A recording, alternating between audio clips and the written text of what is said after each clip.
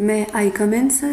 وہ دروازے کو ہلکا سا نوک کرتے ہوئے اجازت مانگ رہی تھی، جبکہ اظہر شاہ نے اسے ناگواری سے دیکھا تھا۔ جی مس ماہم، بولیے کیا کام تھا آپ کو؟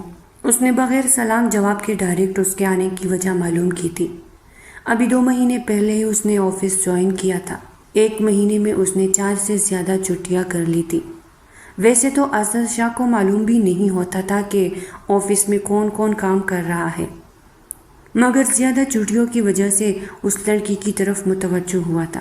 وہ پہلے ہی اس لڑکی کو رکھنے کے حق میں نہیں تھا، کیونکہ اس کے زیادہ تر سٹاف مردوں پر مشتمل تھا، مگر اس لڑکی کی قابلیت دیکھ کر اس کے پارٹنر نے درخواست کی تھی کہ ایک چانس دے کے دیکھتے ہیں، اگر اچھا پرفارم کریں گے تو پھر اسے رکھ لیں گے، اگر ٹھیک سے کام نہ کر پائی تو ہمارے پاس اور بھی بہت سے آپشن ہے۔ سر دراصل کیا مجھے لون مل سکتا ہے؟ وہ انگلیوں کو مروڑتے ہوئے سر جھکائے کھڑی تھی۔ اظہر شاہ اس کے ہمت پر حیران ہو کر رہ گیا تھا۔ ابھی 1 مہینہ بھی اسے ریگولر آتے ہوئے نہیں دیکھا تھا اور وہ اس سے لون مانگ رہی تھی۔ مس ماہم، آپ کو آفس آتے ہوئے کتنے دن ہوئے ہیں؟ وہ سوالیہ نظروں سے لب بھینچتے ہوئے اسے غصے سے کہہ گیا تھا۔ وہ بلا کی ڈیٹ تھی، بغیر اس کا طنز سمجھتے ہاتھوں پر دن گننے لگی تھی۔ سر تقریباً 45 دن ہو چکے ہیں۔ اس نے فوراً سے کاؤنٹ کرتے ہوئے اظہر شاہ کی طرف دیکھا تھا جو اسے خونخوار نظروں سے گھور رہا تھا۔ آپ کی جوائننگ کب تھی؟ اس نے گھڑی ہاتھ میں پہنتے ہوئے مصروف سے لہجے میں پوچھا تھا۔ سر تقریباً 52 دن پہلے۔ وہ مہینوں کا حساب رکھنے کے بجائے دنوں کا حساب رکھ رہی تھی۔ اظہر شاہ کو وہ لڑکی حیران کر گئی۔ آپ نے 7 چھٹیاں کی ہے، کیا آپ کو اس چیز کا اندازہ ہے کہ آپ کی وجہ سے کمپنی کو کتنا نقصان ہوا ہے؟ وہ سخت جملہ کہنے سے خود کو روکتے ہوئے اسے گھور کر کہہ رہا تھا۔ جی نہیں سر، مجھے نہیں پتا، کیونکہ نہ تو میرے باپ کی کوئی کمپنی تھی اور نہ ہی میری کوئی کمپنی بنانے کا ارادہ ہے۔ وہ مسکراتے ہوئے اس کی طرف ڈٹائی سے دیکھنے لگی۔ آپ کو لون کتنا چاہیے اور کیوں چاہیے؟ تنگ ہو کر اظہر نے اس سے لون لینے کی وجہ پوچھ ہی نہیں، جسے سن کر وہ خاموش رہ گئی تھی۔ صرف 5 لاکھ چاہیے، اس نے لب کچلتے ہوئے زمین کو گھورا تھا، جبکہ اظہر شاہ کا منہ کھلا کا کھلا رہ گیا تھا۔ وہ لڑکی اسے بہت بڑی رقم مانگ رہی تھی۔ اتنی ساری رقم تم چکا تو پاؤ گی نا؟ یہ نہ ہو کل کو کمپنی کو اس کی وجہ سے بھاری نقصان کا سامنا کرنا پڑے۔ وہ اس لڑکی کو آزمانا چاہتا تھا، اس لیے رقم کا تقاضا پہلے ہی کر چکا تھا۔ جی سر، میں مرتے دم تک اس کمپنی میں کام کرتی رہوں گی، اس نے بے دہانی سے جملہ بولا۔ تو اظہر شاہ نے حیران ہوتے ہوئے اس لڑکی کو دیکھا۔ کہنا کیا چاہتی ہے مس ماہم؟ وہ غصے سے دان پیستے ہوئے اس کی طرف دیکھنے لگا، جو مطمئن ہو کر ایسے کھڑی تھی جیسے ادھار کے بجائے قرضہ واپس مانگ رہی ہو۔ سر میری سیلری 30,000 ہے، اگر میں لون چکانے بیٹھ جاؤں تو صاف ظاہر ہے ایک عمر لگ جائے گی اور مجھے ہاسٹل کے اخراجات بھی تو دیکھنے ہیں۔ وہ بیزاریت سے کہتے ہوئے گھڑی پر ٹائم دیکھنے لگی۔ اسے اظہر شاہ کے آفس میں آئے ہوئے 10 منٹ ہو چکے تھے۔ کیا کرے گی آپ اس 5 لاکھ کا؟ اظہر نے حیران ہو کر اس لڑکی سے پوچھا تھا، وہ جو صبح سے اسے ترکی بترکی جواب دے رہی تھی اور کہیں بھی اٹکی نہیں تھی۔ سر اس 5 لاکھ سے ایک کمپنی خریدوں گی اور اس کو آپ کے خلاف کھڑا کر دوں گی۔ وہ غصے سے دان پیستے ہوئے اس کی طرف دیکھنے لگی، جبکہ اظہر شاہ اس کے اس انکشاف پر حیران رہ گیا تھا کہ آخر وہ لڑکی کہنا کیا چاہتی ہے۔ دیکھیں مس ماہم، میرا اور آپ کا کوئی مذاق نہیں چل رہا۔ میں آپ کا باس ہوں اور آپ سے جو پوچھ رہا ہوں بس اتنا جواب دیں۔ شاہ نے یکدم غصہ ہوتے ہوئے اسے سختی سے کہہ گیا تھا۔ 2 پل کے لیے تو ماہم بھی ڈر گئی تھی۔ سر میں کہنا چاہتی ہوں کہ جس چیز کے لیے مجھے ضرورت ہے میں آپ کو نہیں بتا سکتی، یہ میرا ذاتی معاملہ ہے۔ آپ لون دے سکتے ہیں یا نہیں، بس مجھے اتنا بتا دیجیے۔ یکدم وہ 2 ٹوک بات کرتے ہوئے سیریس ہوئی تھی۔ اظہر شاہ نے اسے گھور کر دیکھا تھا۔ میں تمہیں کوئی لون دینے والا نہیں، اس لیے اپنی یہ کاغذات اٹھاؤ اور جاؤ یہاں سے۔ دوبارہ اس طرح کے لون کا مطالبہ کیا تو مجھ سے برا کوئی نہیں ہوگا۔ پہلے ریگولر آنا شروع کرو پھر لون کی بات کرنا۔ وہ اس کو 2 ٹوک انداز کی وجہ سے مزید غصہ ہوا تھا۔ ٹھیک ہے سر، نہ دے، وہ غصے سے کہتی ہوئی پیر پٹکتے ہوئے کیبن سے نکل گئی، جبکہ اظہر شاہ ان کاغذات کو دیکھنے لگے جو وہ یہی چھوڑ کر چلی گئی تھی۔ شاید وہ فنانس ڈپارٹمنٹ سے لائی تھی۔ اور اس پر آذر شاہ کے دستخط چاہیے تھے، مگر اس نے دستخط کرنے سے انکار کر دیا، جس کی وجہ سے وہ غصہ ہو چکی تھی۔ اس کمپنی میں کام کرنے سے پہلے کئی دفعہ ان کا آفس میں سامنا ہوا تھا، مگر ہر بار وہ ایک دوسرے کو پہلے سے بھی زیادہ سخت سنائے جایا کرتے تھے۔ آذر شاہ کو تو اب سننے کی عادت ہو گئی تھی، اور ماہم تھی کہ بولنے میں آتی تو خود کو روک نہیں پاتی تھی۔ وہ تھکا ہارا آفس سے سیدھا گھر آیا تو ملازمہ بھاگتے ہوئے اس کے پاس آئی۔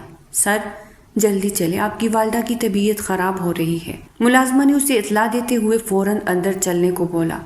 وہ کوٹ وہی صوفے پر پھینک کر رقیہ بیگم کے کمرے کی طرف بھاگا تھا، جہاں ان کی خراب طبیعت کی وجہ سے سارے ملازمین جمع تھے۔ کیا ہوا ہے موم کو؟ وہ گھبراتے ہوئے اپنی ماں کے پاس بیٹھ گیا، جبکہ رقیہ بیگم اپنے ہوش و حواس سے بیگانہ ہو رہی تھی۔ سر، وہ آپ نے کہا بھی تھا کہ میم کو ڈاکٹر سے چیک اپ کروا لے، مگر ابھی اس ملازمہ نے آدھا جملہ ہی عطا کیا تھا کہ آذر شاہ پھٹ پڑے۔ مگر کیا؟ چپ کیوں ہو گئی ہو؟ جو کہنا چاہتی ہو کہو۔ وہ شدید غصے میں اس ملازمہ کو جکڑ گیا تھا، جبکہ اس ملازمہ کی آنکھوں میں آنسو بھرنے لگے۔ یہ منظر رقیہ بیگم کی آنکھوں سے چھپا نہ رہ سکا۔ کیوں ڈانٹ رہے ہو اس بیچارے کو؟ اس کا کوئی قصور نہیں ہے۔ رقیہ بیگم نے اٹکتے ہوئے بڑی مشکلوں سے یہ جملہ ادا کیا تھا۔ آذر شاہ نے ان کا ہاتھ تھام لیا، فوراً سے ملازمہ کو دوائی لانے کو بولا۔ موم، میں آپ کو کچھ نہیں ہونے دوں گا، ریلیکس رہے۔ اس نے رقیہ بیگم کا ہاتھ محبت سے چومتے ہوئے واپس رکھا تھا۔ رقیہ بیگم مسکرا اٹھی۔ تمہارے ہوتے ہوئے بھلا مجھے کچھ ہو بھی سکتا ہے؟ رقیہ بیگم نے اپنا ہاتھ نرمی سے بیٹے کے ہاتھ پر رکھ دیا تھا۔ آج کل ان کے جسم میں طاقت نہ ہونے کی برابر تھی۔ وہ سارا دن کمزوری کا شکار ہو کر بستر پر پڑی رہتی تھی۔ مما، آپ مان کیوں نہیں جاتے؟ ہارٹ سرجری ہوگی تو سب بہتر ہو جائے گا، پھر اس طرح سے آپ کی حالت خراب نہیں ہوگی۔ آذر شاہ نے پیار سے ماں کو سمجھانا چاہا تو وہ مسکرانے لگی۔ بیٹا، میری شرط ابھی بھی وہی ہے۔ اب میری زندگی اور موت خدا کے بعد تمہارے ہاتھوں میں ہے۔ یہ کہتے ہوئے انہوں نے بیٹے کی طرف دیکھنے سے گریز کیا، مبادا وہ اسے اپنے منصوبے میں شامل نہ کر لے۔ موم، آپ سمجھتے کیوں نہیں ہیں؟ مجھے شادی نہیں کرنی، ابھی مجھے بزنس دیکھنا ہے، بہت سارے کام کرنے ہیں، اور آپ چاہتی ہیں کہ میں شادی جیسے بندھن میں پڑھ کر رن مرید بن جاؤں۔ اس نے آخری جملہ آہستہ سے ادا کیا تھا۔ یہ نہ ہو کوئی ملازم سن لے۔ مجھے نہیں پتا، یہ ہارٹ سرجری تب ہوگی جب تم شادی کے لیے مان جاؤ گے، اس سے پہلے تو امید بھی مت رکھنا، رقیہ بیگم نے غصے سے کہتے ہوئے اور رخ پھیر لیا تھا۔ موم، میں شادی نہیں کرنا چاہتا۔ وہ بے بسی سے ماں کی طرف دیکھتے ہوئے آخری دلیل دینے لگا۔ دلیل کیا؟ اس کا اپنا خود کا فیصلہ تھا جو وہ رقیہ بیگم کو سنا رہا تھا۔ آپ کی نظر میں کوئی لڑکی ہے؟ بالآخر بے بس ہو کر اس نے ماں کی خاطر اقرار کیا تھا۔ رقیہ بیگم جو ابھی بیمار تھی فوراً سے سیدھی ہو کر بیٹھ گئی، تکیہ اٹھا کر نیچے پڑی ہوئی 5-6 تصاویر اٹھا کر بیٹے کو تھما دی۔ موم، ابھی آپ بیمار تھی اور میرے اقرار کرتے ہی آپ اب میں اس نے جملہ ادھورا چھوڑا تھا جب رقیہ بیگم نے فوراً اس کے ہاتھ سے تصویریں چپٹی اور باری باری سب لڑکیوں کے بارے میں بتانے لگی۔ وہ اپنا سر پیٹ کر رہ گیا تھا۔ وہ جتنا اس شادی نامی بلا سے بھاگتا تھا وہ اتنا ہی اس کا پیچھا کر رہی تھی۔ اس نے ماں کو خفگی سے دیکھا، پھر ان کی صحت کا خیال کرتے ہوئے ان لڑکیوں پر ایک نظر ڈال گیا جو اسے کچھ خاص دکھائی نہیں دے رہی تھی۔ موم، میں آپ کو سوچ کر بتاؤں گا۔ اس نے بیزار ہو کر رقیہ بیگم کی لڑکیوں کے متعلق گفتگو سنی اور چپ چاپ کمرے سے نکل گیا، جبکہ رقیہ بیگم ایک بار پھر بیڈ کی پشت سے ٹیک لگائے آنکھیں موند گئی تھی۔ انہیں اپنے بیٹے کی شادی کا بڑا ارمان تھا۔ یار ہادی، ہم کہیں مل سکتے ہیں کیا؟ آذر نے بے بس ہو کر ہمدان کو فون ملایا تھا۔ اس کے پاس ہر مشکل کا حل موجود ہوتا تھا۔ جب بھی آذر کو کوئی مسئلہ ہوتا وہ بلا جھجک ہادی کے پاس پہنچ جاتا تھا یا پھر اسے بلا لیتا۔ ہاں یار، میں بس کلینک سے نکل رہا ہوں، بلکہ ایسا کرو تم کلینک آ جاؤ، ہادی نے مصروف سے لہجے میں اسے مشورہ دیا تھا۔ یہ مشورہ ایک حد تک معقول بھی لگا، مگر پھر سوچا کہ اس سے بہتر ہے کہ کسی ریسٹورنٹ یا گھر میں مل لیا جائے، بلکہ ایسا کرو کہ تم میرے گھر آ جاؤ، مجھے تجھ سے بہت اہم بات کرنی ہے، ایسا سمجھ کے میری زندگی کا سوال ہے۔ شاہ کی یہ کہنے کی دیر تھی کہ ہمدان سیریس ہو گیا۔ کہیں تو شادی تو نہیں کر رہا؟ ہمدان نے اندازہ لگایا تھا۔ یار میں بھی شادی نہیں کرنا چاہتا۔ شاہ نے بے بسی سے ہادی کو دل کی بات بتائی تھی۔ اچھا میں وہی آ رہا ہوں مل کر۔ اس مشکل کا کوئی حل ہے؟ ڈھونڈتے ہیں۔ ہادی نے جلدی سے خدا حافظ بولتے ہوئے کال کٹ کر دی، جبکہ اظہر مضطرب ہو کر لان میں ٹہلنے لگا۔ ابھی وہ ملازمہ کو چائے کا بول کر لان میں واپس آیا ہی تھا جب اسے ہادی کرسی پر بیٹھا ہوا موبائل میں مصروف دکھائی دیا۔ کیسے ہو ہادی؟ اس نے ہادی کے شانے پر ہاتھ رکھتے ہوئے نرمی سے مخاطب کیا تھا۔ صرف ہادی ہی تھا جس کی وہ بات سن لیتا تھا اور اپنی سنایا کرتا تھا، ورنہ جس طرح کم عمری میں اس نے کامیابی سمیٹی تھی اسی طرح کئی لوگ اس کے خلاف ہو چکے تھے۔ ہاں تو کیا کہہ رہا تھا؟ ہادی نے ان سے گلے لگاتے ہوئے پیار سے پوچھا تھا۔ وہ خاموشی سے کرسی پر بیٹھ گیا اور گاز کو گورنے لگا۔ شاہ صاحب سب خیریت تو ہے؟ ہادی نے شرارتاً مسکراتے ہوئے اس کی طرف دیکھا تھا۔ سب خیریت تو ہے یار، مگر موم اپنے دل کی سرجری نہیں کروا رہی، تم جانتے تو ہو ان کے لیے یہ سرجری کتنی اہمیت رکھتی ہے۔ شاہ نے پریشان ہوتے ہوئے ہادی کو سرجری یاد دلائی تھی۔ یار سوری، میرے تو ذہن سے ہی نکل گیا تھا۔ دوبارہ آنٹی سے ملاقات نہیں ہوئی، مجھے معاف کر دینا۔ وہ بیچارہ ہڑبڑا گیا تھا، جبکہ آذر نے ایک رحم بری نگاہ اس پر ڈالی۔ آنٹی کو منع، سرجری اتنی مشکل بھی نہیں ہوتی۔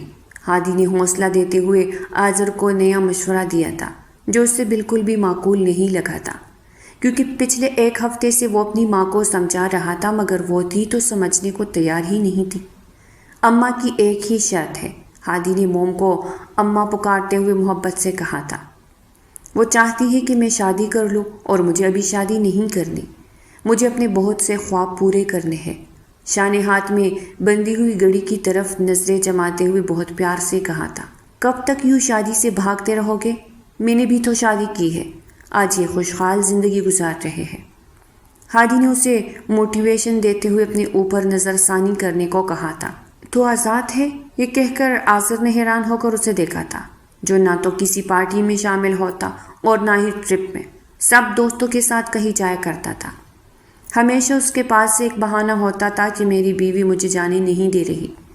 وہ سب دوست اس کا بہت مذاق اڑا رہے تھے، مگر ہر بار وہ مذاق برداشت کر جاتا۔ مجھے اس قید سے نفرت ہے بس، اس نے آنکھیں میچتے ہوئے سختی سے کہا۔ اچھا تو یہ بتا کہ تو کیا چاہتا ہے؟ ہادی نے آذر کا ہاتھ تھامتے ہوئے پیار سے پوچھا تھا۔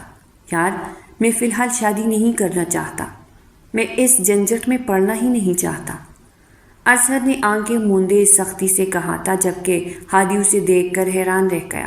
ٹھیک ہے پھر تیرے پاس ایک ہی حل موجود ہے۔ ہادی نے جان بوجھ کر جملہ ادھورا چھوڑا تھا، کیونکہ وہ جانتا تھا کہ وہ نہ بھی چاہے تو آذر اس کی طرف متوجہ ضرور ہوگا۔ جلدی بتا، میں نے اس لیے تو تجھے بلایا ہے۔ آذر نے مصنوعی غصے سے اسے گھور کر دیکھا تھا۔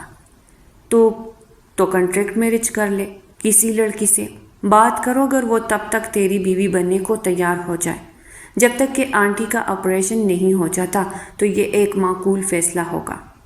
اس طرح سانپ مر جائے گا اور لاٹھی بھی نہیں ٹوٹے گی۔ اپنی طرف سے اس نے سب سے بہترین مشورہ دیا تھا، جبکہ آذر اس کی اس بات پر مسکرا اٹھا تھا۔ لیکن اگر وہ لڑکی نہیں مانی تو پھر؟ آذر نے جلدی سے نیا سوال کیا۔ ہادی مسکرانے لگا۔ پیسے سے کچھ بھی ہو سکتا ہے، ہادی نے اس کو سمجھاتے ہوئے آنکھ ماری۔ آذر اسے ناگواری سے دیکھ کر رہ گیا تھا۔ اگر موم نے بعد میں اس نکاح کو توڑنے سے انکار کر دیا تو میں کیا کروں گا؟ آذر نے فوراً سے سوچتے ہوئے ایک نیا مسئلہ کھڑا کر دیا تھا۔ تو لڑکی کو پہلے سمجھا دینا، وہ خود ہی چھوڑ کر چلے جائے گی، تب آنٹی بھی کچھ نہیں کر پائے گی۔ ہادی نے جلدی سے سجیشن دی تھی، جسے سن کر آذر شاہ مطمئن ہو گیا تھا۔ لیکن ایسی لڑکی ملے گی کہاں سے؟ اس نے جلدی سے سوال کیا تھا۔ اس سے پہلے کہ ہادی وہاں سے گھر چلا جائے، ہادی جو آنکھوں پر ہاتھ رکھ کے اونگنے لگا تھا، شاہ کی بات پر ناگواری سے اسے گھورتے ہوئے اٹھ بیٹھا۔ کوئی تو لڑکی ہوگی جو تمہارا کام پیسوں کے بدلے کر لے، کوئی ایسی جسے پیسوں کی ضرورت ہو۔ ہادی نے جلدی سے جملے ادا کیے تھے کہ کسی طرح اسے آئیڈیا مل جائے اور وہ اسے جانے دے، جو اسے جانے نہیں دے رہا تھا۔ ڈیوٹی کرنے کی وجہ سے اسے بہت ہی زیادہ تھکاوٹ ہو رہی تھی۔ تبھی اس کی ذہن میں ماہم کا نام آیا۔ اس نے فوراً سے پیالی ٹیبل پر رکھی اور ہادی کو گلے لگا لیا، جبکہ اس کے اس انداز پر ہادی حیران ہو کر رہ گیا تھا۔ وہ جو ابھی اسے سلواتی سنا رہا تھا اب اسے گلے لگائے گھمائے جا رہا تھا۔ اچھا ٹھیک ہے، اب میں گھر جاتا ہوں، صبح ملاقات ہوگی۔ ہادی نے اسے گلے لگایا اور اپنی گاڑی کی طرف بڑھ گیا، جبکہ شاہ مسکرا کر رقیہ بیگم کی کمرے کی طرف بڑھ گیا۔ موم، مجھے لڑکی پسند آ گئی ہے اور امید کرتا ہوں کہ وہ آپ کو بھی بہت اچھی لگے گی۔ شاہ نے مسکراتے ہوئے رقیہ بیگم کو اطلاع دی تھی، وہ جو بیٹے کے اچانک بدل جانے پر حیران رہ گئی تھی۔ کون ہے وہ؟ رقیہ بیگم نے پرجوش ہو کر بیٹے سے پوچھا تھا، جبکہ اس کے چہرے پر 12 بج چکے تھے، کیونکہ وہ اس لڑکی کے نام کے سوا کچھ بھی نہیں جانتا تھا، جبکہ وہ اتنا جانتا تھا کہ اس کی ماں اس لڑکی کا حسب نسب پوچھے بغیر نہیں سونے والی۔ میں اس کے بارے میں آپ کو صبح بتاؤں گا، امید ہے کہ لڑکی آپ کو پسند آئے گی۔ وہ مسکراتے ہوئے اپنی ماں کو مطمئن کرنے میں لگ گیا، کہیں وہ کچھ غلط نہ سوچنے لگ جائے۔ اچھا ٹھیک ہے، نہیں پوچھتی ہوں اس لڑکی کے بارے میں۔ اس لڑکی کے بارے میں کچھ بھی، مجھے صبح ساری ڈیٹیلز چاہیے، کیونکہ میں اب مزید انتظار نہیں کر سکتی، انہوں نے بیٹے کے سر میں ہاتھ پھیرتے ہوئے غصے سے کہا تھا۔ پچھلے 2 سالوں سے وہ اپنے بیٹے کو شادی پہ مجبور کر رہی تھی، مگر وہ ہر بار انکار کر دیتا۔ اس برس وہ 30 سال کا ہونے والا تھا اور رقیہ بیگم کی فکریں بڑھ گئی تھی، جیسے وہ بیٹا نہ بلکہ بیٹی ہو، اور 30 برس کے ہوتے ہی اس کے لیے رشتے آنا بند ہو جائیں گے۔ ٹھیک ہے موم، اب آپ آرام کریں، ہم لوگ صبح ڈاکٹر کے پاس چلیں گے تاکہ آپ کا چیک اپ کروا سکے، شاہ نے ماں کا ہاتھ تھامتے ہوئے محبت سے کہا تھا، جبکہ رقیہ بیگم نے فوراً ہاتھ کھینچ لیا۔ جس روز تمہارا نکاح ہوگا اسی روز ہی میں ڈاکٹر سے چیک اپ کروانے جاؤں گی، اس سے پہلے تو مجھ سے امید بھی نہ رکھنا، وہ نروٹے انداز میں ایک بار پھر منہ پھیر چکی تھی۔ اظہر جانتا تھا کہ وجہ ایک کہ وہ اس لڑکی کے بارے میں ابھی اسی وقت جاننا چاہتی ہے، جبکہ وہ خود بھی نہیں جانتا تھا۔ آپ پریشان کیوں ہوتی ہے؟ کیا آپ کو اپنے بیٹے پر یقین نہیں؟ اس نے مصنوعی خفگی سے ماں کو دیکھا جو سر جھکائے بیٹھی تھی۔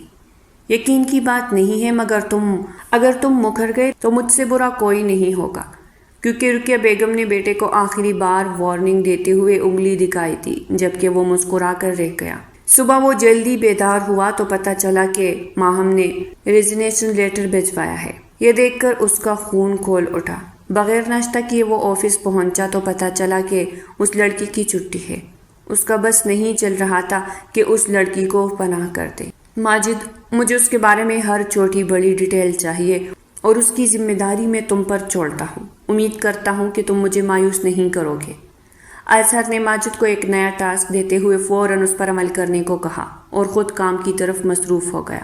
سر، ماہم میڈم آفس آ چکی ہے۔ ویسے تو انہوں نے چھٹی مانگی تھی، مگر پھر وہ ماہم نے ادھورا جملہ چھوڑا اور اظہر کی طرف دیکھنے لگا، جس کے ماتھے کی سلوٹیں بتا رہی تھی کہ وہ شدید غصے میں ہے۔ ٹھیک ہے، اس لڑکی کو جلدی سے کیبن میں آنے کو بولو۔ اظہر نے ایک نیا آرڈر دیتے ہوئے ماجد کو وہاں سے جانے کو بولا، جبکہ وہ خود اس لڑکی کا انتظار کرنے لگا۔ میں آئی کم ان سر؟ وہ جھجکتے ہوئے اندر داخل ہونے کی اجازت مانگ رہی تھی۔ پہلے اس نے ریزگنیشن لیٹر بھیجا، پھر بولا کہ وہ چھٹی کر رہی ہے اور اب وہ آفس آ گئی تھی۔ اظہر کو شدید غصہ آیا کہ آفس اس کے باپ کا ہے جو اپنی من مرضیاں کرتی پھرے گی۔ مس ماہم، آپ کو کتنے پیسے چاہیے تھے؟ وہ جان بوجھ کر ایک فائل کے کاغذات پلٹتے ہوئے اس سے سوال کر گیا، جبکہ ماہم کے چہرے پر ناگواری چھا گئی۔ دیکھیں سر، میں نے ریزگنیشن لیٹر بھجوا دیا ہے، آپ اس کو سائن کر دیں، مجھے پیسے نہیں چاہیے، وہ ناراضگی سے کہتے ہوئے رخ موڑ گئی، جبکہ شاہ زیر لب مسکرانے لگا۔ یہ آفر صرف 15 منٹ کے لیے ہے، جلدی سے بتاؤ کہ کتنے پیسے چاہیے تھے۔ اظہر نے لہجے کو خوشگوار کرنے کی ہر ممکن کوشش کی، مگر وہ لڑکی اسے جان بوجھ کر غصہ دلا رہی تھی۔ دیکھیں سر، مجھے پیسے نہیں چاہیے، اس نے دوبارہ نرمی سے جواب دیا تھا، مبادہ وہ شخص اسے بے عزت کر کے آفس سے نہ نکال دے۔ آپ 5 لاکھ کے بجائے 7 لاکھ لے لیں، مگر میرا ایک کام کر دے، میں آپ سے پیسے واپس نہیں لوں گا۔ مصروف سے لہجے میں 2 لاکھ بڑھاتے ہوئے اسے آفر کر گیا تھا۔ وہ جو بیزار ہو کر اس کو دیکھ رہی تھی یکدم اس کی اس بات پر چونکی۔ آپ مجھ پر اتنے مہربان کیوں ہو رہے ہیں؟ کیا میں جان سکتی ہوں؟ اس کی شکی حس جاگ چکی تھی۔ اگر تم مجھ سے کانٹریکٹ میرج کر لو تو میں تمہیں 10 لاکھ دینے کا وعدہ کرتا ہوں۔ یہ کہتے ہوئے وہ اس کے تاثرات سے محفوظ ہو رہا تھا، جو منہ کھولے کھڑی تھی۔ اب تمہارا کیا فیصلہ ہے؟ آدھے گھنٹے میں مجھے سوچ کر بتانا، میں تمہارا انتظار کروں گا۔ یہ کہہ کر اسے واپس جانے کو بولا تو وہ اپنے کیبن میں آ کر بیٹھ گئی۔ کافی دیر سوچتی رہی۔ اسے پیسوں کی سخت ضرورت تھی اور وہ اس کے لیے کچھ بھی کرنے کو تیار تھی۔ آدھے گھنٹے کے بعد وہ اس کے سامنے کھڑی اس کانٹریکٹ میرج کی رضامندی دے چکی تھی۔ پیسوں سے کچھ بھی خریدا جا سکتا ہے۔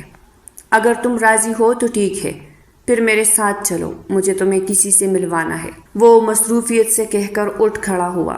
جلدی سے لیپ ٹاپ لے کر وہ ماہم کو اپنے ساتھ آنے کا اشارہ کر کے وہ اپنی گاڑی کی طرف بڑھ گیا، جبکہ وہ سمجھ نہیں پائی کہ اسے بھی پیچھے جانا چاہیے یا رک کر انتظار کرنا چاہیے۔ ہو سکتا ہے کہ وہ جسے بھی ملوانا چاہتا ہو اسے یہی بلا رہا ہو، مگر پھر کنفیوژن میں اس کے ساتھ ساتھ چلنے لگی۔ جلدی آئیے، میرے پاس ٹائم نہیں ہے۔ شاہ نے ایک بار پھر گھڑی پر نگاہ ڈالتے ہوئے جلدی سے اسے گاڑی میں بیٹھنے کو کہا۔ اس کے بیٹھتے ہی ڈرائیور گاڑی بھگا لے گیا۔ ہم کہاں جا رہے ہیں؟ ماہم نے فوراً سوال پوچھا تھا، جبکہ وہ لب بھینچتے سامنے کی طرف دیکھتا رہا۔ میں پوچھ رہی ہوں ہم کس سے ملنے جا رہے ہیں؟ آخری بار ماہم نے خود پر کنٹرول کرتے ہوئے بڑی مشکلوں سے سوال پوچھا تھا۔ وہ اسے مسلسل نظر انداز کر رہا تھا۔ ابھی ان کی شادی نہیں ہوئی تھی اور وہ پہلے ہی اس پر رعب جما رہا تھا۔ جواب نہ پا کر وہ ناراض ہوتے ہوئے باہر کی طرف دیکھنے لگی، جبکہ آذر زیر لب مسکرایا تھا۔ موم، ان سے ملیے۔ یہ ہے ماہم فاطمہ، آپ کے ہونے والی بہو۔ آذر نے ماہم کا رقیہ بیگم سے تعارف کروایا تھا۔ وہ مسکرا کر اس لڑکی کو دیکھنے لگی جو اس کے بیٹے کے ساتھ خوب بھلی لگ رہی تھی۔ ماشاءاللہ، انہوں نے بے اختیار دونوں کو دیکھتے ہوئے ان کی نظر اتاری تھی، جبکہ ماہم شاہ سے یہ امید نہیں رکھ رہی تھی کہ وہ اسے اپنی ماں سے ملوانے لے جائے گا۔ اب تو میں نے آپ کو آپ کی بہو سے بھی ملوا دیا ہے، جلدی سے میرے ساتھ چلیے، ہم آپ کا چیک اپ کروانے جا رہے ہیں۔ یہ کہتے ہوئے اس نے اپنی ماں کا ہاتھ تھاما تھا، جبکہ ماہم وہی کڑی رہی۔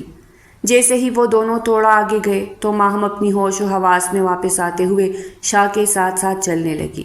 میں نے پہلے بھی بتایا تھا، جتنی جلدی ہو سکے آپ سرجری کروا لیں، ورنہ ہم کچھ نہیں کر پائیں گے۔ ہارٹ سرجن نے شاہ کو سمجھاتے ہوئے رقیہ بیگم کی کنڈیشن بتائی تھی۔ جی، اگلے ہفتے اب جو بھی تاریخ دے دے ہم اس دن آ جائیں گے۔ آذر نے ماں کو ایک گھوری سے نوازتے ہوئے فوراً سے ڈاکٹر سے تاریخ لی تھی۔ آج سے 4 دن بعد آپ ان کی ہر حال میں سرجری کروا لیں، ڈاکٹر نے پیشہ ورانہ انداز میں انہیں مشورہ دیا تھا۔ وہ رقیہ بیگم کو سارا راستہ سمجھاتا آیا تھا، جبکہ ماہم چپ چاپ ماں بیٹے کی گفتگو سنتی رہی تھی۔ رقیہ بیگم کو گھر چھوڑنے کے بعد وہ ماہم کو چھوڑنے اس کے ہاسٹل کی طرف چل پڑا۔ آپ مجھے یہی چھوڑ دیں، میں ٹیکسی کر کے چلی جاؤں گی، اتنا تکلف مت کرے، اس نے مشورہ دیتے ہوئے گاڑی روکنے کا بولا تھا، مگر مقابل وجود پر جو تک نہیں رنگ رہی تھی۔ ماہم کو اپنا نظر انداز کرنا پسند نہیں آیا تھا، مگر وہ شخص اسے غصہ دلا رہا تھا، جبکہ وہ اس پر غصہ بھی نہیں کر سکتی تھی۔ آج سے اپنی عزت کا خاص خیال رکھنا، کیونکہ اب تم کوئی عام لڑکی نہیں بلکہ آذر شاہ کی بیوی ہو۔ صبح ڈرائیور ابایا دے جائے گا، آج سے تم ابایا پہنو گی۔ وہ اسے سر سے پیر تک گھورتا ہوا گاڑی بھگا کے لے گیا، جبکہ ماہم اس کی اس بات پر حیران رہ گئی۔ یہ تو ایک کانٹریکٹ میرج تھی، پھر وہ اس پر پابندیاں کیوں لگا رہا تھا؟ سر جھٹک کر وہ ہاسٹل چلی گئی۔ اللہ تم دونوں کی جوڑی سلامت رکھے، رقیہ بیگم نے دونوں کی نظر اتارتے ہوئے محبت سے کہا تھا۔ ماہم مسکرا دی، جبکہ شاہ کے تاثرات ابھی بھی سرد تھے۔ اس نے تو سادگی سے نکاح کیا، مگر ولیمے میں رقیہ بیگم کے مجبور کرنے پر 200 سے بھی زیادہ لوگ جمع ہو گئے تھے، جس میں زیادہ تر اس کے جاننے والے تھے۔ اسے بہت غصہ تو آیا تھا، مگر ماں کی بیماری کی وجہ سے چپ ہو گیا۔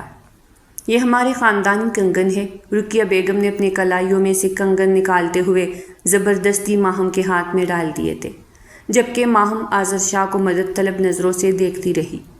وہ جو گیٹ پر نظریں جمائے نہ جانے کس کا انتظار کر رہا تھا۔ شادی مبارک میرے دوست، حمدان نے شاہ کو گلے لگاتے ہوئے مبارکباد دی تھی، جبکہ اس کے چہرے پر ناگواری چھا گئی۔ اب تو شادی ہو گئی ہے، ایسا منہ کیوں بنا رہا ہے؟ حمدان نے اسے ٹوکتے ہوئے غصے سے کہا تھا، جبکہ وہ بیزار ہو کر ہونٹ کو چلنے لگا۔ اچھا، عبداللہ بھی واپس آ چکا تھا تو میں اسے ساتھ لے آیا ہوں۔ ہمدان نے مصروف سے لہجے میں آذر کو اطلاع دی تھی۔ اس نے حیران ہو کر ہمدان کی طرف دیکھا تھا جو اتنی بڑی خبر اسے اتنی عام لہجے میں سنا رہا تھا۔ عبداللہ کو لائے اور مجھے نہیں بتایا، وہ کینیڈا سے کب واپس آیا ہے؟ شاہ کے چہرے پر مسکراہٹ بکھر گئی۔ عبداللہ اس کا بہترین دوستوں میں سے ایک تھا، انہوں نے یونیورسٹی کا عرصہ اکٹھے گزارا تھا۔ وہ بس آ رہا ہے، گاڑی کو پار کرنے گیا ہے، تم اس سے مل لینا، میں ذرا تمہاری بھابھی کو یہ سامان دے آؤں۔ ہمدان نے سامان اٹھا کر اسے خدا حافظ کہا اور آگے بڑھ کر عورتوں کے جھرمٹ میں سے اپنی بیوی کو تلاش کرنے لگا۔ تو کب آیا؟ مجھے بتایا بھی نہیں۔ جیسے ہی عبداللہ سامنے آیا، شاہ نے اسے زور سے گلے لگایا تھا۔ تم نے تو مجھے اپنی شادی کا کارڈ بیچنا بھی ضروری نہیں سمجھا۔ یہ تو شکر کرو ہمدان سے میری بات ہوئی اور بائی چانس میں پاکستان آ رہا تھا تو سوچا تمہاری شادی بھی اٹینڈ کر لوں۔ وہ مسکرانے لگا جبکہ شاہ نے اس کا بازو تھام لیا تھا۔ اچھا، باقی باتیں تو ہم بعد میں کریں گے، پہلے بھابھی سے تو ملوا۔ عبداللہ نے مسکراتے ہوئے ماہم کا پوچھا تھا۔ شاہ کے چہرے کے تاثرات تھوڑے سرد ہوئے تھے کیونکہ وہ نہیں چاہتا تھا کہ اس کی بیوی کو کوئی بھی دیکھے، چاہے یہ کانٹریکٹ میرج تھی، مگر پھر بھی اس کی خاندان میں اس طرح نہیں ہوتا تھا۔ اچھا، نہیں ملوانا چاہتا تو میں خود جا کے مل لوں گا۔ عبداللہ یہ کہتے ہوئے آگے بڑھ گیا جہاں رقیہ بیگم مسکراتے ہوئے اس کا استقبال کرنے کے لیے اٹھ کھڑی ہوئی۔ عبداللہ بیٹا، میں تم سے ناراض ہوں، دوست کی شادی ہے اور اب تم مہمانوں کی طرح آ رہے ہو۔ رقیہ بیگم نے خفگی سے عبداللہ کے سر پر بوسہ دیا تھا۔ وہ مسکرانے لگا۔ آنٹی جی، آپ کے بیٹے نے مجھے اطلاع ہی نہیں دی۔ یہ تو ہمدان کا شکریہ ادا کرے کہ کم از کم اس نے مجھے بتایا تو صحیح کہ شاہ شادی کر رہا ہے، ورنہ اس نے کوئی کسر نہیں چھوڑی تھی مجھ سے چھپائی رکھنے کی۔ عبداللہ نے تفصیل سے جواب دیا تھا جبکہ رقیہ بیگم بیٹے کو ڈانٹنے لگی۔ بس بیٹا، کل ہی نکاح ہوا ہے اور آج ولیمہ، شادی سے شادی کی ہے۔ تمہارے اس دوست کو شادی کے فنکشنوں سے الرجی ہے۔ رقیہ بیگم نے بیٹے کو ایک گھوری سے نوازا اور عبداللہ کو اطلاع دی تھی، مبادا وہ ناراض نہ ہو جائے کہ اسے شادی میں نہیں بلایا۔ آنٹی چلو یہ باتیں تو ٹھیک ہے، یہ تو ہمیں بھابھی سے بھی نہیں ملوانا چاہتا۔ عبداللہ نے آگے بڑھ کر گہری نظر سے ماہم کو دیکھا، وہ خود میں سمٹ کر رہ گئی تھی۔ آؤ میں تمہیں ملواتی ہوں، یہ ہے میری بہو ماہم فاطمہ، ہمارے آذر کی دلہن۔ انہوں نے محبت پاش نظروں سے ماہم کو دیکھتے ہوئے عبداللہ کو اطلاع کی تھی۔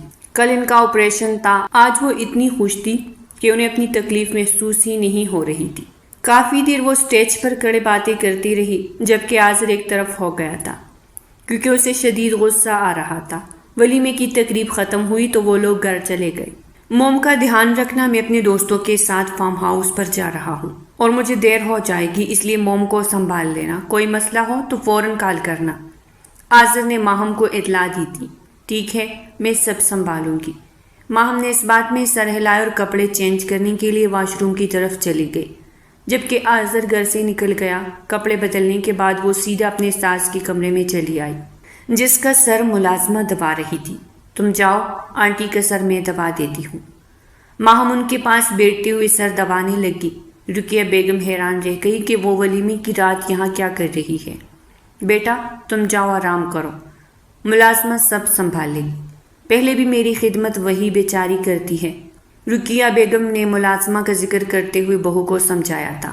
نہیں آنٹی، اب میں آ گئی ہوں نا، تو آپ کو ٹینشن لینے کی ضرورت نہیں ہے۔ ویسے بھی آذر اپنے دوستوں کے ساتھ فارم ہاؤس پر گئے ہیں تو وہ صبح ہی واپس آئیں گے۔ مجھے اکیلے کمرے میں ڈر لگتا ہے اور آپ کی طبیعت خراب ہے، میں آپ کو ویسے بھی اکیلا نہیں چھوڑ سکتی تھی۔ وہ مسکراتے ہوئے سر دبانے لگی جبکہ رقیہ بیگم کا پارا ہائی ہو چکا تھا۔ انہوں نے بیٹوں کو سلواتی سنانا شروع کر دی تھی۔ اس کی ہمت کیسے ہوئی تھی آج کی رات دوستوں کے ساتھ باہر جانے کی۔ کافی دیر وہ بیٹھ کر باتیں کرتی رہی۔ صبح اٹھی تو رقیہ بیگم پہلے سے وضو کر کے جائے نماز پر بیٹھی تسبیح کر رہی تھی۔ وہ بھی شرمندہ سی ہو کر واش روم میں گھس گئی۔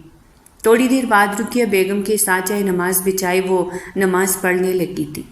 رقیہ بیگم نے پیار سے بہو کو دیکھا، جیسی بہو وہ چاہتی تھی وہ ہو بہو ویسی تھی۔ اپنائیت کے ساتھ ساتھ اس میں اخلاقیات بھی کوٹ کوٹ کر بری ہوئی تھی۔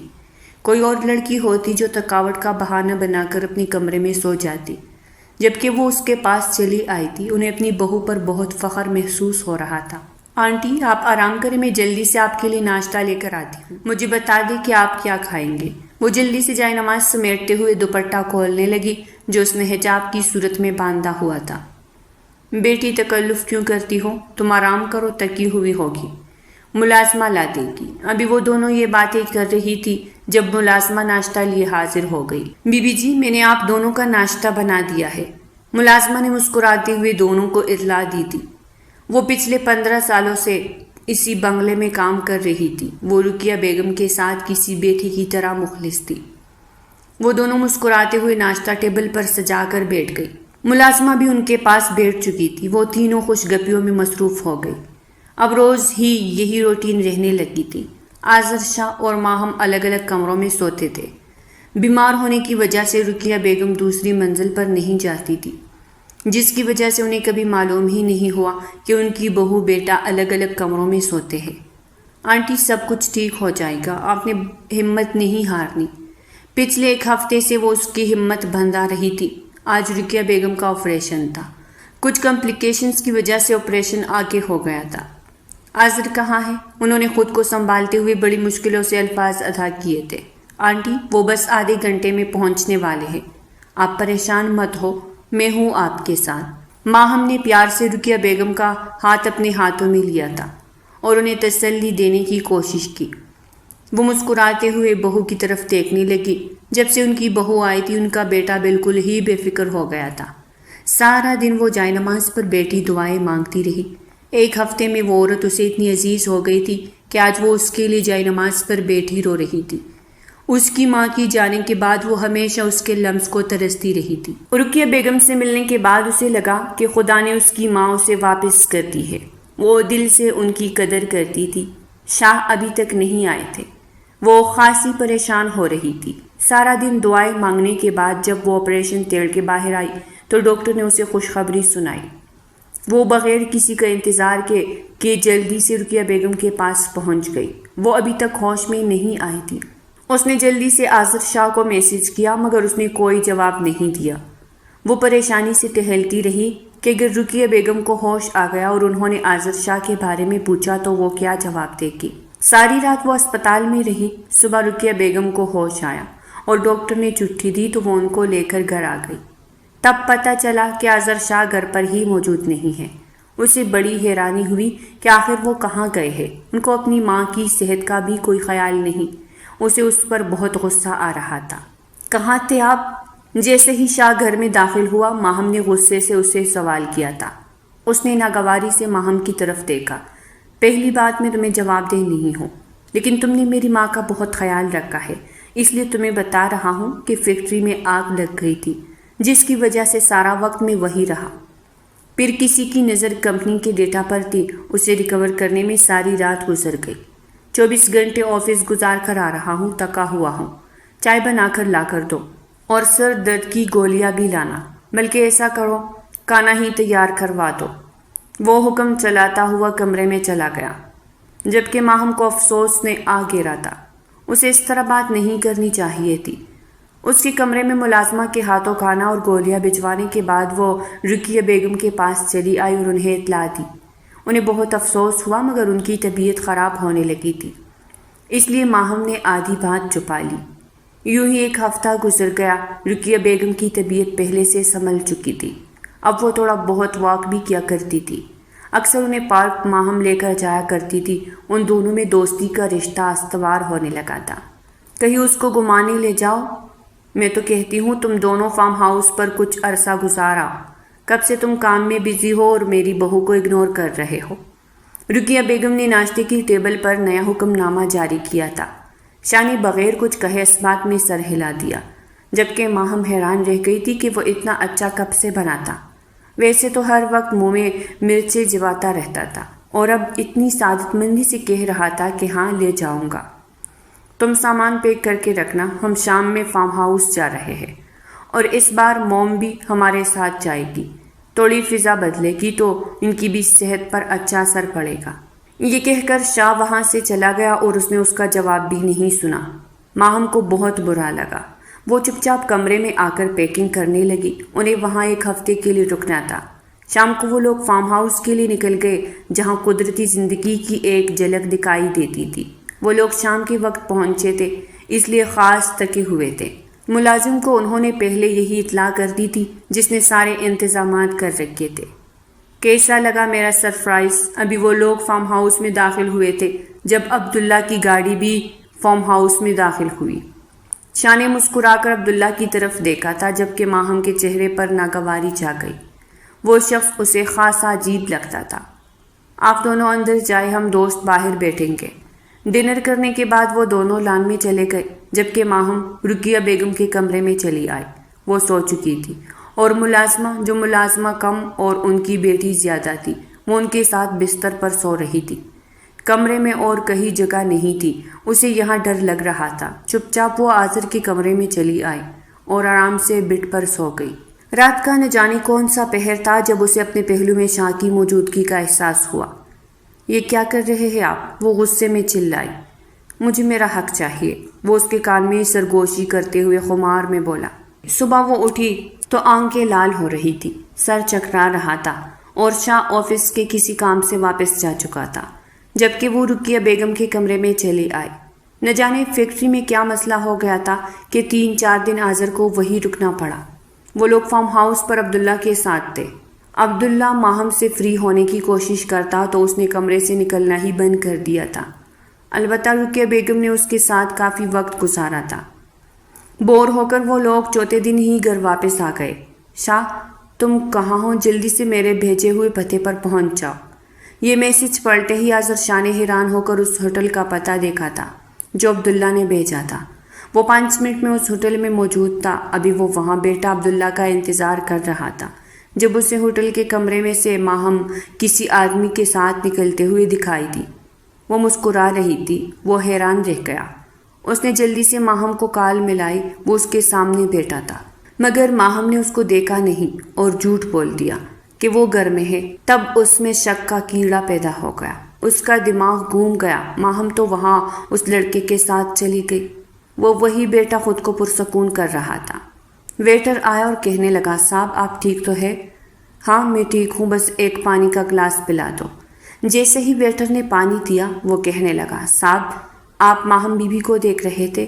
وہ اور سفیان قریشی شادی کرنے والے ہیں، بہت بڑے بزنس مین ہے۔ یہ کہہ کر ویٹر مسکراتے ہوئے وہاں سے چلا گیا جبکہ آذر شاہ کا سر گھومنے لگا۔ رات کو جب اس نے ماہم کے ساتھ بات کی تو اس نے کہا تھا کہ وہ طلاق نہیں لینا چاہتی، ان دونوں نے ہی رشتہ کو نبھانے کا فیصلہ کر لیا تھا۔ اور اب وہ کیا سن رہا تھا؟ اس کے پیروں تلے سے زمین نکل گئی۔ میں اسے آزمانا چاہتا ہوں۔ جیسے ہی عبداللہ وہاں آ کر بیٹھا، شاہ نے خود پر ضبط کرتے ہوئے کہا، مجھے تمہاری شادی کے متعلق حمدان نے بتایا کانٹریکٹ میرج تھی، لیکن وہ لڑکی پیسے کے لیے کچھ بھی کر سکتی ہے۔ سفیان قریشی کو تو تم جانتے ہو، بزنس میں اس کا ایک نام ہے۔ تمہارے کہنے پر اسے آزما کے دیکھتے ہیں۔ ٹھیک ہے، مجھے کل تک نتیجہ مل جانا چاہیے۔ یہ کہہ کر شاہ وہاں بیٹھا نہیں بلکہ چلا گیا جبکہ عبداللہ کے چہرے پر ایک فاتحانہ مسکراہٹ رنگ گئی۔ ماہم کو اس ہوٹل میں دیکھنے کے بعد وہ گھر نہیں گیا تھا، حالانکہ اس کی کئی کالز آ چکی تھی۔ جیسے ہی عبداللہ کی کال آئی اور اس کے نمبر سے بھیجی گئی تصویریں دیکھ کر اس کا خون کھول اٹھا۔ وہ عبداللہ کے ساتھ بیٹھی تھی اور خاصی فری ہو رہی تھی۔ کیا کہا ہے اس نے؟ عبداللہ شاہ نے ضبط کرتے ہوئے مٹھی بھینچی تھی۔ بھائی 20 لاکھ میں مان گئی ہے، آپ کو چھوڑنے کو تیار ہے۔ یقین نہیں آتا تو دیکھنا، آج شام کو ہی وہ اپنا سامان باندھ کر چلی جائے گی۔ اب شاہ کو شدت سے شام ہونے کا انتظار ہو رہا تھا۔ جیسے ہی وہ گھر پہنچا، الماری میں سے ماہم کا سامان غائب تھا۔ وہ سمجھ گیا کہ وہ لڑکی پیسے کے لیے اسے چھوڑ کر جا چکی ہے۔ اسے تو اس پر یقین ہی نہیں کرنا چاہیے تھا۔ جو پیسے کے لیے اس کے ساتھ شادی کر سکتی ہے، وہ پیسے کے لیے اسے چھوڑ بھی سکتی ہے۔ بڑی مشکلوں سے اس نے عورت ذات پر یقین سیکھا تھا، مگر وہ لڑکی اس کا یقین توڑ کر جا چکی تھی۔ اسے یقین نہیں آ رہا تھا۔ رقیہ بیگم پوچھتی رہ گئی کہ ماہم کہاں گئی ہے۔ اس نے ساری حقیقت رقیہ بیگم کے سامنے رکھ دی۔ وہ بیٹے سے ناراض ہو چکی تھی، مگر وہ ماہم کے بارے میں ایسا نہیں سوچ سکتی تھی۔ وہ پہلے سے بھی زیادہ خود کو کام میں مصروف کر چکا تھا۔ اب اس کا لوگوں میں دل نہیں لگتا تھا۔ جب بھی ماہم یاد آتی اس کا دل چاہتا کہ وہ اسے بتلا لے۔ اس نے اسے ڈھونڈنے کی ہر ممکن کوشش کی، مگر وہ تو جیسے گدے کے سر سے سینگ کی طرح غائب ہو گئی تھی۔ اس کے آدمی آج بھی اس لڑکے کو تلاش کر رہے تھے۔ سر، آپ نے آج دارالامان ڈونیشن کے لیے جانا تھا، چلے، ماجد نے ڈرتے ہوئے شاہ کو اطلاع دی تھی۔ جب سے ماہم اسے چھوڑ کر گئی تھی تب سے اس کا غصہ آسمان کو چھونے لگا تھا۔ ہاں چلو، اس نے کسی غیر مرئی نکتے کو گھورتے ہوئے تکی لہجے میں کہا تھا۔ جیسے ہی وہ لوگ وہاں پہنچے، دارالامان کی بہت سی عورتیں جمع تھیں۔ ابھی وہ لوگ داخل ہوئے تھے، ایک بچہ بھاگتے ہوئے اس کے پاس آیا، جس کی عمر تقریباً 2-2.5 سال تھی۔ اس کے ماتھے پر بھی وہی برتھ مارک تھا جو آذر شاہ کے ماتھے پر تھا۔ اس نے اس بچے کو دیکھتے ہوئے اپنے اس نشان کو چھوا تھا۔ کون ہے یہ؟ ابھی اس نے یہ جملہ ادا کیا تھا کہ ماہم اس بچے کے پیچھے بھاگتے ہوئے وہاں تک چلی آئی تھی۔ اس کا وزن تھوڑا سا بڑھ چکا تھا، وہ پہلے سے بھی زیادہ پیاری ہو گئی تھی، مگر آنکھوں کے گرد ہلکے واضح دکھائی دے رہے تھے۔ وہ ایک دوسرے کو یک ٹک دیکھ رہے تھے، بغیر دنیا والوں کی پرواہ کی، جبکہ ماجد اس لڑکی کو سامنے دیکھ کر منہ کھولے کھڑا تھا، وہ جس کو پچھلے 3 برس سے تلاش کرنے کی کوشش کر رہے تھے۔ وہ ان کے سامنے کھڑی تھی۔ وہ میرا بیٹا ہے، واپس کر دے، ماہم نے تھوک نگلتے ہوئے ضبط سے کہا تھا۔ وہ اس شخص سے چپ رہی تھی، اور آج قسمت نے انہیں ملوا ہی دیا تھا۔ کیوں؟ پیسوں سے خریدا ہے تم نے؟ یکدم پیسوں والی بات پہ آذر کو غصہ آ گیا تھا۔ آذر کے یہ کہنے کی دیر تھی کہ ماہم پٹ پڑی۔ پچھلے 3 برس کا غصہ تھا جو وہ آج ایک سانس میں نکال دینا چاہتی تھی۔ 3 سال سے وہ بغیر کسی قصور کے اس کی جدائی سہتے سہتے تک چکی تھی۔ یہ ہم دونوں کا بیٹا ہے، آپ نے نشے میں اپنا حق وصول لیا اور مجھے بھلا دیا۔ مجھے عبداللہ نے سب بتایا تھا۔ اس نے کہا تھا کہ آپ مجھے طلاق دینا چاہتے ہیں۔ اس سے پہلے کہ آپ مجھے طلاق دے میں آپ کو چھوڑ کر چلی جاؤ۔ کیسے انسان تھے آپ جو اپنی بیوی کی ہی حفاظت نہیں کر سکے؟ وہ عبداللہ جس کی منگیتر آپ کی وجہ سے اسے چھوڑ گئی۔